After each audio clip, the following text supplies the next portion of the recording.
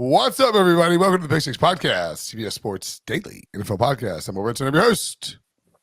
You see at the bottom of the screen, you're watching on YouTube, youtube.com/pick6. Who needs the most help? We've nominated John Breech for Who Needs the Most Help. Joining me to break down the most help by each division, I think is what we're going to do. Ryan Wilson, John Breech. Hello, fellas. Breech, what do you want in your Who Needs the Most Help care basket? Well, if you could send me some Twix bars, that would be helpful. Some Spam that I can cook at home, and maybe some Fruity Pebbles. That would make me a lot better person. You know, oddly enough, I don't know if you guys are getting these. I'm guessing that it's not. I guess it's specific to North Carolina or like my region, but we've been getting a lot of like Spam ads on television. Have you seen those? Like for the actual food? Yes, it's like I'm going to go with a regional commercial situation. Yeah. What does that say? In Mincy Stew. It's like, is it Mincy Stew?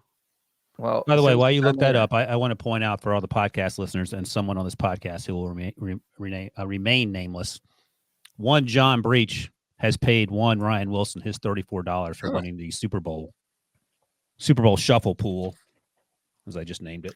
And, I will say, because that had to do with our Super Bowl draft that we did back in August. We all took 4 teams. We had a listener take 4 teams. So we only drafted 16 teams total. And the NFL is supposed to be so unpredictable. And we drafted 13 of the 14 playoff teams. The only one we didn't draft was the Giants, but it didn't matter because they didn't get to the Super Bowl. And, of course, Wilson beat Brinson in the Super Bowl. Wilson's Chiefs over Brinson's Eagles. And I sent the extra $1, Brinson, because I did not send a team to the Super Bowl.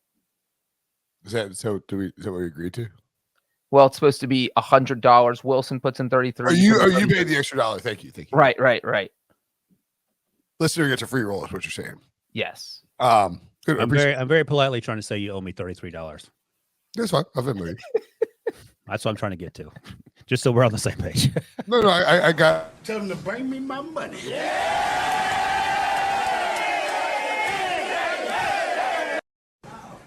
That was me in the back there. Actually, I have to send somebody else a Venmo right now, so I'll send it to you in a second. What's your Venmo again? You said it on the podcast for 3 straight months. You must know it by heart. I can't remember. F. Ryan Wilson. Boom. Roasted. What is it again? Seriously. I'll send it to you in a second. Let's go. Okay, I mean, we're going. Okay. You don't want me to say it? No, let's do it. Let's do the podcast. I'll send you the Venmo in a second. Okay. Is it at with the first pick? No, it was like his old Twitter handle where just weird numbers are in there and it's impossible. I literally thought I said _07. Well, and he doesn't have a profile picture, so you don't even know who you're sending money to. Yeah, it's like, do you want to send Philip? He's just enter Philip's last 4 digits of his phone number to guarantee you're sending it to the right person. You're like, who? I think it's the last 4 digits in his social security number. Wilson's been trying to give it out. Can you post your social security number real quick, Ryan? I'm so old I don't have one. It's 1. That's funny. Jesus is 2. Yeah. So did you send it to me? Because I'm in there. If you want to get it, don't worry about it. You just do you, and I'll get there. Okay. I had to pay somebody for the Canes game too. But 25,000 people showed up to the Carolina NC State frozen hockey game on Monday, like between 2 club teams. Pretty incredible. Go Tar Heels. Tar Heels lost. Tar Heels on a losing streak right now. Go Tar Heels. It's in a bad spot right now. Oh. Goodness. So who needs the most help? I'm trying to find it on the. I just put it in Slack because I know Brinson will literally be distracted the rest of this episode looking for this Venmo name if we do not get it out there. It is in Slack. You now have it. And yeah, just some random numbers out there. I think Wilson just went to his old random number generator. Didn't want anyone to find him on Venmo. Let's see what kind of transactions. Oh my gosh, Wilson. I think I've hidden the transactions too. I'm very secretive. All right, let's go. Teams that need help. My Venmo team. Well, we're going to do who needs the most help by division. Is what we're going to do. Yeah. All right, which division you want to start with? I was fumbling through the rundown. I was trying to find it. I don't think it's in there actually. So we'll just do by whatever Billy puts on the screen. Who needs the most help in the AFC East? Buffalo and Miami both, of course. It feels so weird to say that Miami made the playoffs. I mean, I know they did. I remember they did. They almost beat Buffalo, but it feels like a million years ago where like this team just never like ended up in there. I mean, to me, there's a pretty obvious answer here. It's the New York Jets, right? I'm going to go with the Patriots, but you go with the Jets while I find mine. I also think the Patriots. I have the Patriots written down here. Well, I guess it depends on how are we defining who needs the most help too. It's like the Jets are a better team, even though they finished with a worse record, I think, probably than the Patriots overall. But there's one gaping hole at quarterback. Well, I would say the Jets have the biggest overall single need, but the Patriots have the most needs. So, like, to me, that makes them the most neediest, even though the Jets obviously have the gaping hole at quarterback. That the Patriots, I mean, you could argue the Patriots have a small hole at quarterback. Yeah. But the Jets' only need is really quarterback. I mean, the rest of the roster is pretty solid. Right, especially on defense. And the thing with let me see if I can find it. Someone sent this out. It may have been Albert Breer someone tweeted Albert Breer saying this. So you never know if someone, just one of these bot accounts that's trying to get traction by saying stupid stuff. But that the Patriots are open to the idea of moving on from Mac Jones. So JPA Football tweeted that. It said Albert Breer says the Patriots might be willing to listen to trade offers. So I don't know if Albert Breer tweeted that, if he said it on a radio.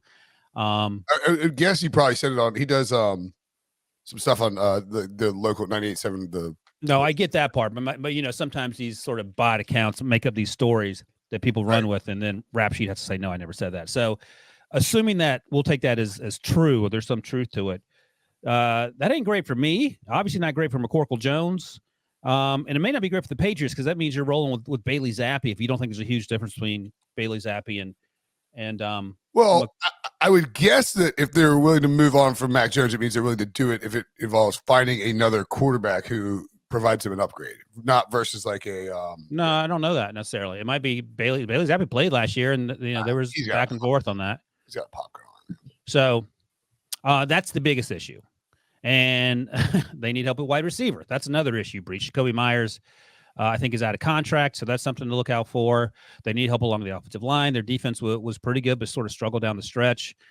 I think the biggest thing for me in terms of needs for the Patriots starts with Bill and ends with O'Brien. So he has to be able to fix that dumpster fire of a train wreck that was Matt Patricia calling plays. And I think that could go a long way in solving problems. Well, I mean, Bill O'Brien is a massive upgrade over what they had. So, I mean, they've already improved substantially this offseason just by, I mean, I don't know if you read, maybe it might have been Albert Breer too talking about it, but somebody breaking down like this offseason, like how the offense, or no, maybe it was Evan Laser, I think. I can't remember. I read it. It was just like basically talking to sources and people around the Patriots and how, they were like, they didn't think they had enough plays. Like players were like, we didn't think we had enough plays to run an offense. All kinds of crazy stuff about this Patriots team last year where they were, changing up the offense completely and, attempting to incorporate RPO stuff, even though they had Mac Jones at core. Everything about it, you read it, and it's like, it makes total sense that this is how it was happening because you saw what was happening on the field, and yet it made absolutely zero sense to actually incorporate these type of things into the offense. So, I mean, yeah, the Patriots probably need the most overall help of any team in this division. By the way, Breach notes via our private messaging system that Albert Breer did in fact say that. Nesson tweeted it out too. So, and it was what would happen if the Raiders called the Patriots about Mac Jones. In other words, and then that turned into a conversation about an overall trade. So if you're talking about, but if you keep Mac Jones, you still have to worry about your offensive line. I mean, I think Ryan just mentioned that, but you have Marcus Cannon, Isaiah Wynn, who are both going to be free agents on tackles. And so you cannot downgrade offensive line because your offensive line already wasn't good. And if you're losing guys, theoretically you're going to get worse. And it doesn't matter who you have back there at quarterback, they're going to struggle. And the other thing is that we don't know what's going to happen with Jonathan Jones. Belichick was more than happy to let J.C. Jackson walk. The bosses are perfectly happy with him.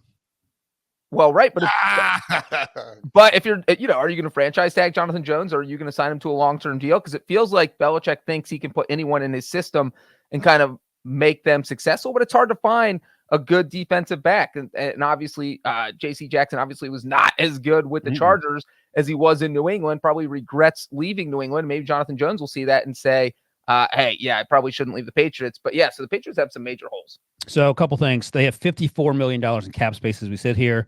They have good. 11 draft picks, and their first pick is 14th overall. So, they like to move up and down the draft board. Historically, they've done that. So it feels like if Bill O'Brien hits, and if Mac Jones looks like can improve on rookie year and not regress like he did last year, they're in the mix. I think that's realistic.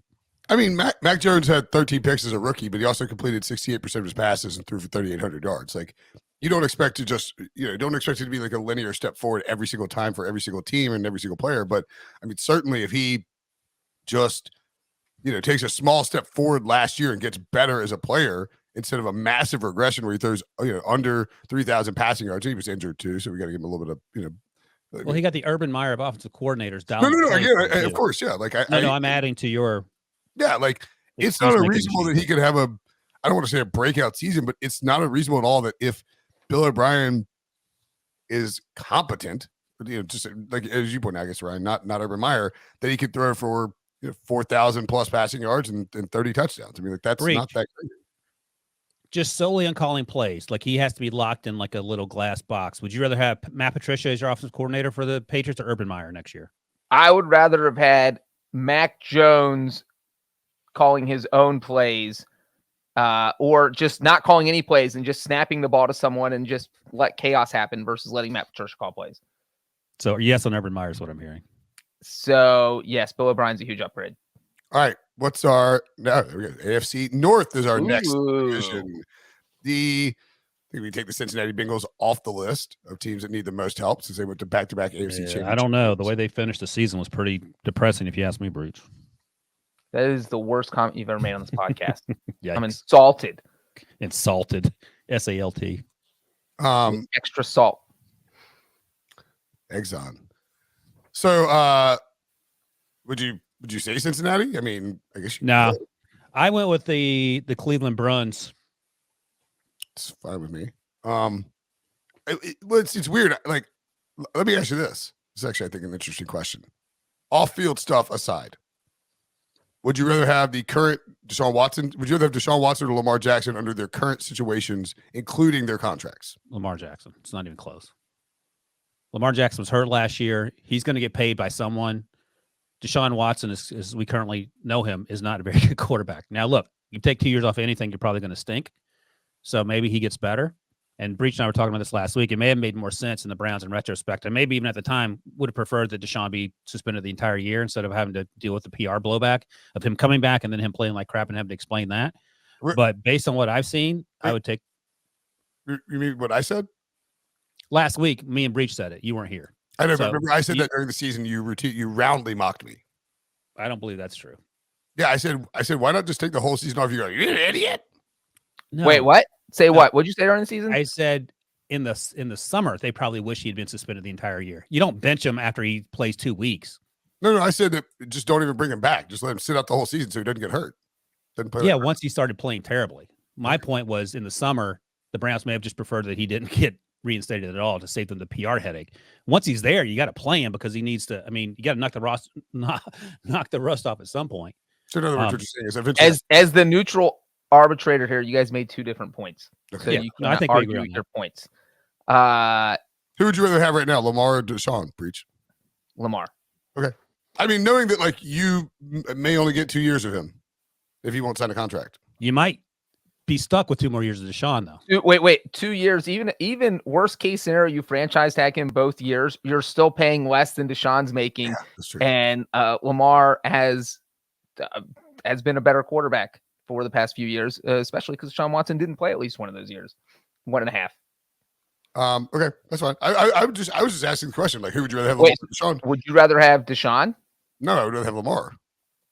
Who do you think? I think it's a reasonable question because one guy's under contract and does have the upside of being an All-Pro / Pro Bowler that we've seen before.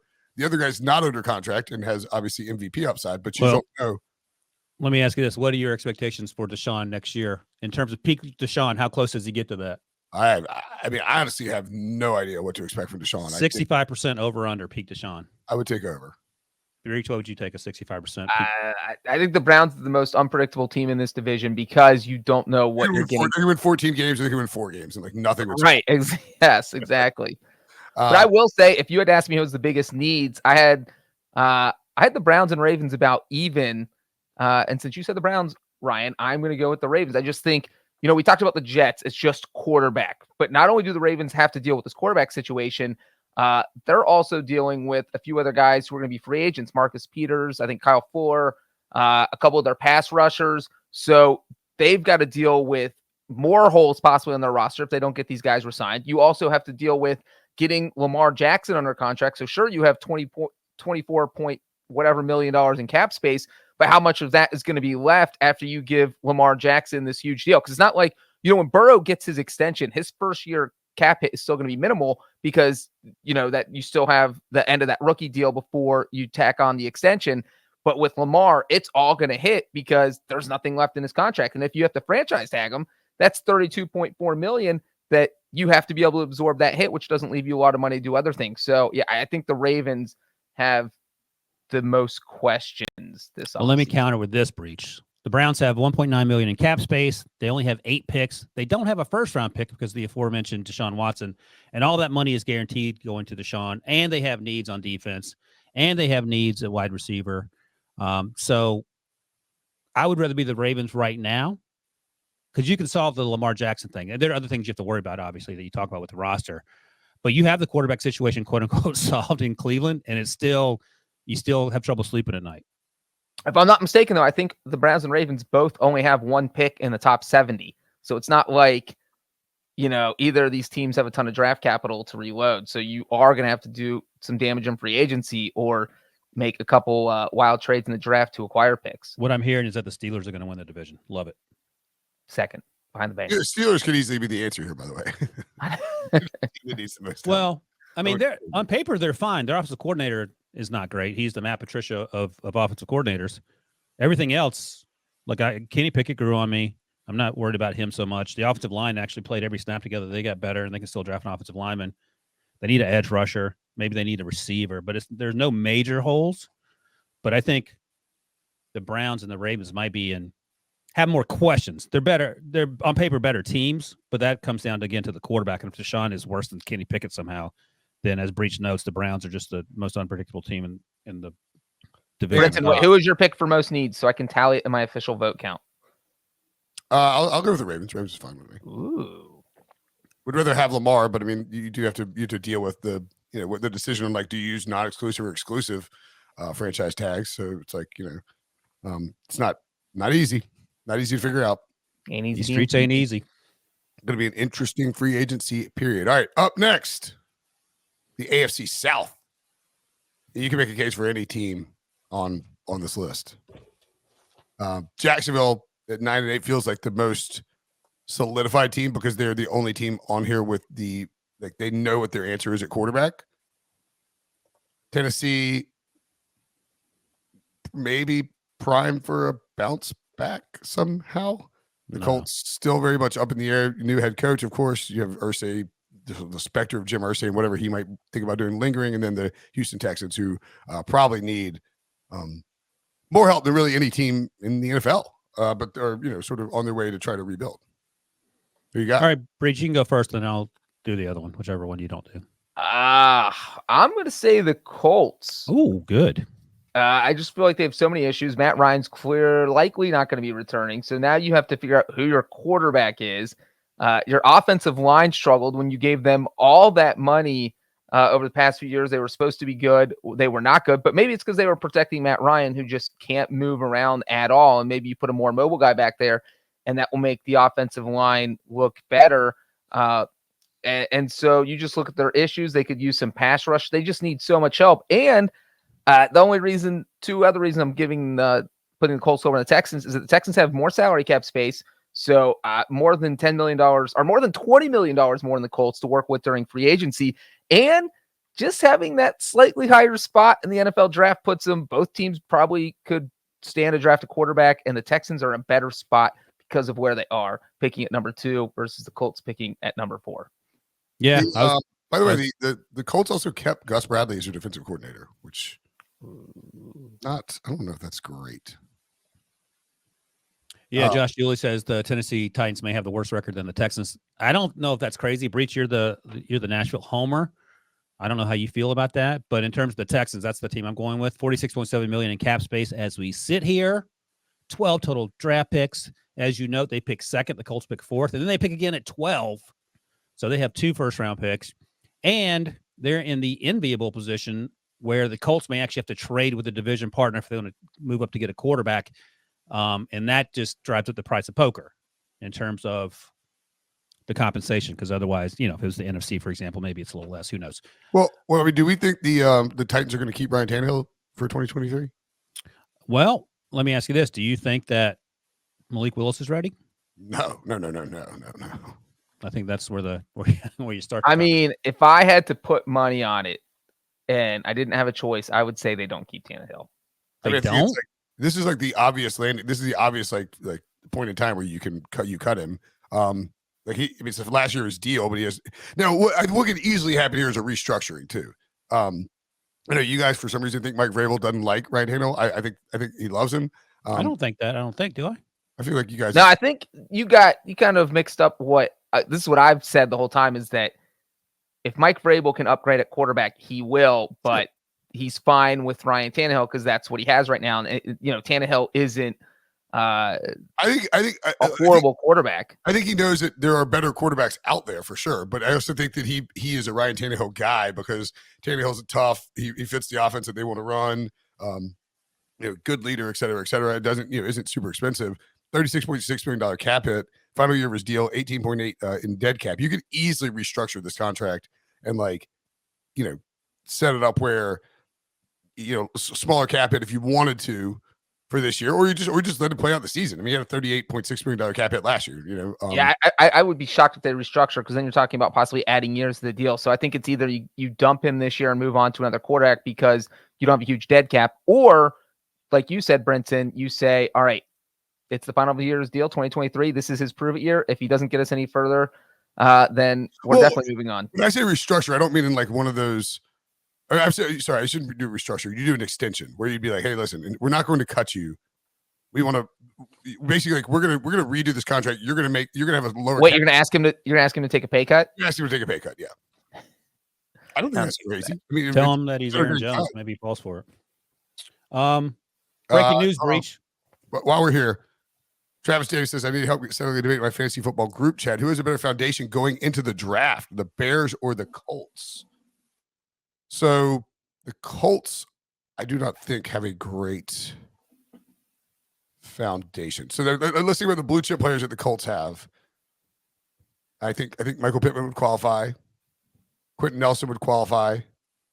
They don't have an answer at quarterback, obviously. Jonathan Taylor would qualify, but he's still a running back. And then defensively, DeForest Buckner is a little bit older, and Shaq Leonard on the defensive side are probably the only guys who was injured the entire season.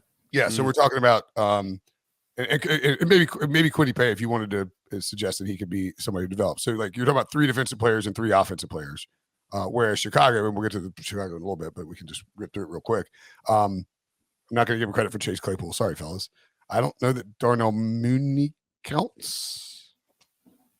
So Cole Kmet, Justin Fields, they might have the quarterback, but we don't know if they like their quarterback. And then Eddie Jackson and Jalen Johnson. I think it really comes down to how you feel about Justin Fields because neither of these teams have great rosters. But if you feel like Justin Fields is a QB of the future, then that puts the Bears light years ahead of the Colts, who do not really have a quarterback. Yeah, like the Colts would definitely trade Michael Pittman for Justin Fields.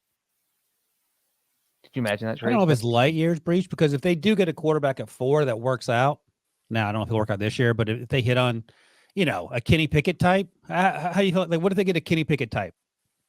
Then where are you on the Colts versus the Bears? And I think the Bears have as good a chance of winning the NFC North as the Colts do of winning the AFC South. Let's say that the Colts have Mac Jones. Yeah, that's a Kenny Pickett type. Yeah, Mac Jones or Kenny Pickett, I think you would definitely say the Colts. I feel if you put Justin Fields on the Colts, would you pick the Colts to win the AFC South next year? Yeah, because they're playing indoors and they don't actively try to get their quarterbacks killed for old age and lack of foot speed. No, but they would be the second best team, I think. But I you might think pick them the to make answer is the the Colts playoffs. have a better foundation, but the Bears might have the quarterback. But we also don't you don't know. I mean, it depends on how you feel about Fields, but we also don't know about Fields. All right, next division. I'm trying to keep it. AFC West.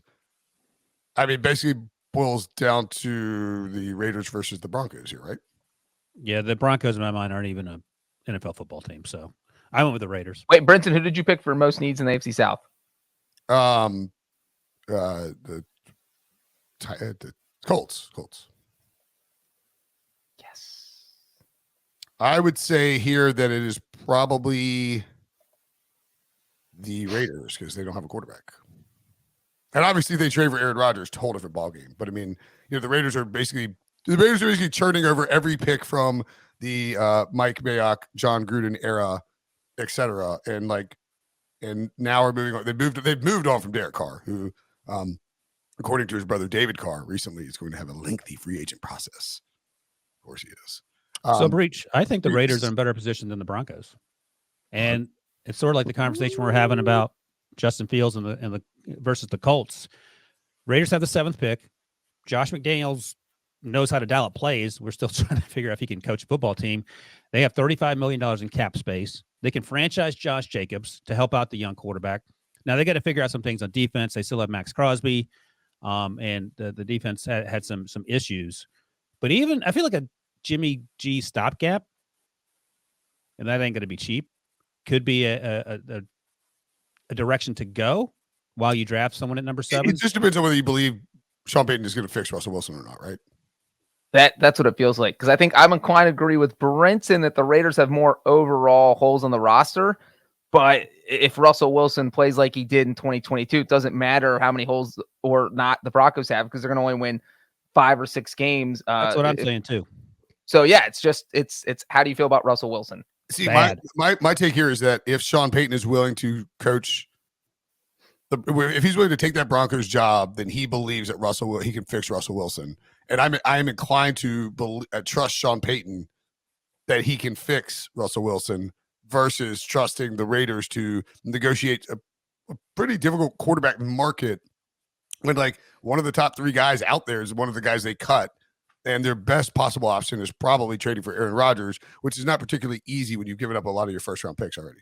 And let's not forget that, not the exact same situation, but we just had David Carr come out and say that one of the huge issues between Derek Carr and Josh McDaniels was that Josh McDaniels did not like Derek Carr changing plays at the line of scrimmage, calling audibles, that this is my offense, we're running it as it's called. You know who loves to change plays at the line of scrimmage and call audibles?